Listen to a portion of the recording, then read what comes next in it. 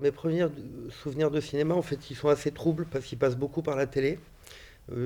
J'étais pas exactement à Marseille, mais dans une petite ville qui s'appelait Salon de Provence, où il y avait trois salles qui passaient vraiment les gros films de marché, on va dire. Et du coup, j'ai pas de souvenirs. C'est des souvenirs plus liés à la télé, en fait. La découverte des premiers films de Carnet, les premiers films de Truffaut, L'argent de poche, c'est peut-être un des films qui m'a le plus marqué.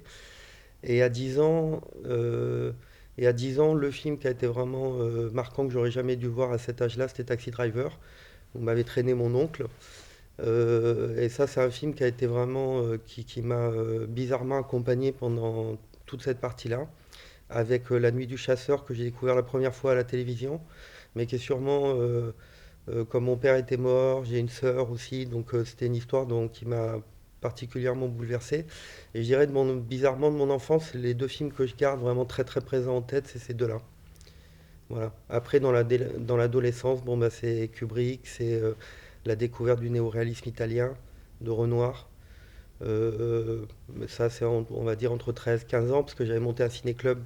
Du coup, comme je pouvais pas voir de films vraiment, donc j'avais monté un ciné-club et je faisais venir des copies. On faisait des projections 3 fois par semaine après l'école. Et donc là, ça m'a permis vraiment de découvrir tout le cinéma en salle auquel j'avais pas accès normalement.